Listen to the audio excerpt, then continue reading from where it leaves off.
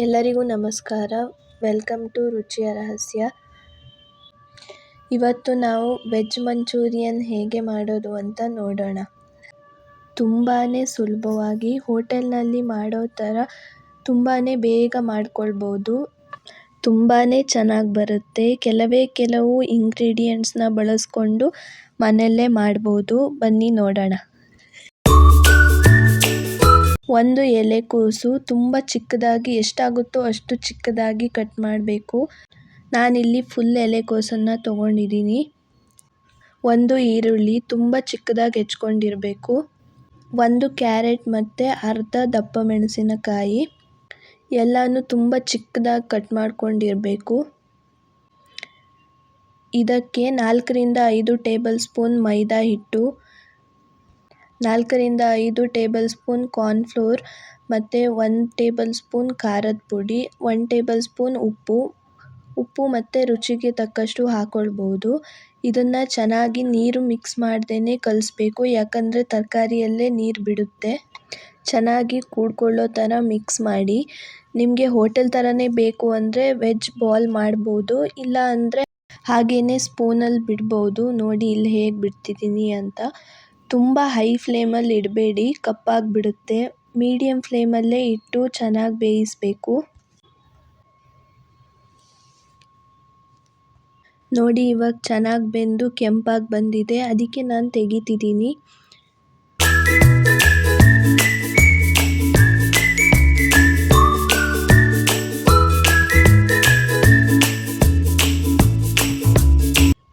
ಹಾಗೆ ಇನ್ನೊಂದು ಬ್ಯಾಚ್ ಹಾಕಿದ್ದೀನಿ. ನೋಡಿ ಇವಾಗ ಎಷ್ಟು ಚೆನ್ನಾಗಿ ಬೆಂದು ಕೆಂಪಾಗಿ ಬಂದಿದೆ ಅಂತ. ಇದನ್ನೇ ಬೇಕಿದ್ದರೂ ಸ್ನ್ಯಾಕ್ಸ್ ಥರ ತಿನ್ಬೋದು. ತುಂಬಾ ಚೆನ್ನಾಗಿ ಬಂದಿದೆ ನೋಡಿ. ಈಗ ಗ್ರೇವಿ ಮಾಡೋದಕ್ಕೆ 2-3 ಟೇಬಲ್ ಸ್ಪೂನ್ ಎಣ್ಣೆ ಹಾಕಿ ಸ್ವಲ್ಪ ಕಾದ ನಂತರ ಒಂದು ಈರುಳ್ಳಿ ತುಂಬ ಚಿಕ್ಕದಾಗಿ ಕಟ್ ಮಾಡ್ಕೊಂಡಿರೋದು, ಒಂದು ಬೆಳ್ಳುಳ್ಳಿ ಅದನ್ನು ತುಂಬ ಚಿಕ್ಕದಾಗಿ ಕಟ್ ಮಾಡ್ಕೊಂಡಿದ್ದೀನಿ, ಕ್ಯಾಪ್ಸಿಕಮ್ 1/4 ಭಾಗದಷ್ಟು ಹಾಕಿದ್ದೀನಿ. ಅದನ್ನು ಚೆನ್ನಾಗಿ ಫ್ರೈ ಮಾಡಬೇಕು.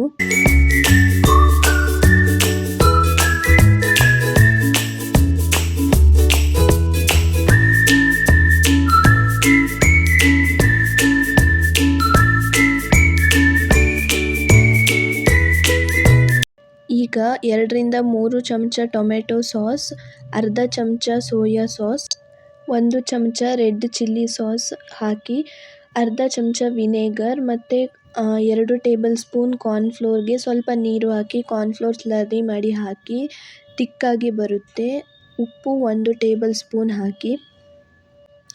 ಗ್ರೇವಿ ಜಾಸ್ತಿ ಬೇಕಂದರೆ red chilli sauce, tomato sauce ಮತ್ತು ಸೋಯಾ ಸಾಸ್ ಸ್ವಲ್ಪ ಜಾಸ್ತಿ ಆ್ಯಡ್ ಮಾಡಿ, ಸ್ವಲ್ಪ ನೀರು ಹಾಕಿ ಎಲ್ಲ ಚೆನ್ನಾಗಿ ಮಿಕ್ಸ್ ಮಾಡಿ, ಆವಾಗಲೇ ಫ್ರೈ ಮಾಡ್ಕೊಂಡಿರೋ ವೆಜ್ ಬಾಲ್ಸನ್ನು ಆ್ಯಡ್ ಮಾಡಿ ಚೆನ್ನಾಗಿ ಮಿಕ್ಸ್ ಮಾಡಬೇಕು.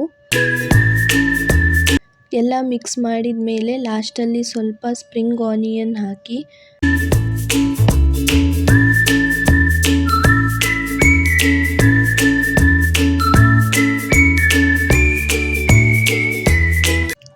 ನೋಡಿ ಎಷ್ಟು ಕಲರ್ಫುಲ್ಲಾಗಿ ಹೋಟೆಲ್ನಲ್ಲಿ ಮಾಡೋ ಥರನೇ ವೆಜ್ ಮಂಚೂರಿಯನ್ ಬಂದಿದೆ. ನಾನಿಲ್ಲಿ ಸ್ವಲ್ಪ ಡ್ರೈ ಮಂಚೂರಿಯನ್ ಥರ ಮಾಡಿದ್ದೀನಿ, ನೀವು ಗ್ರೇವಿ ಥರನೂ ಮಾಡ್ಬೋದು.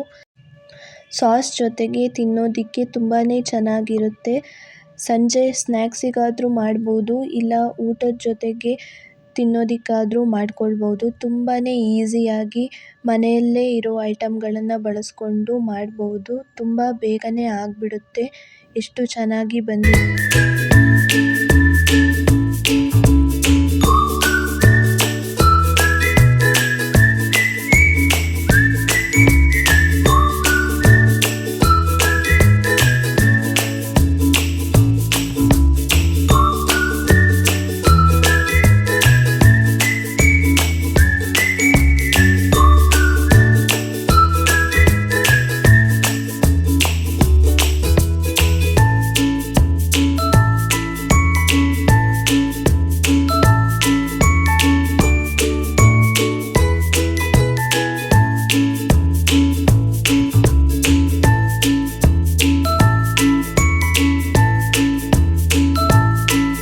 ಇನ್ನೂ ಹೆಚ್ಚಿನ ವೀಡಿಯೋಗಳಿಗೆ ಸಬ್ಸ್ಕ್ರೈಬ್ ಮಾಡಿ. Thank you.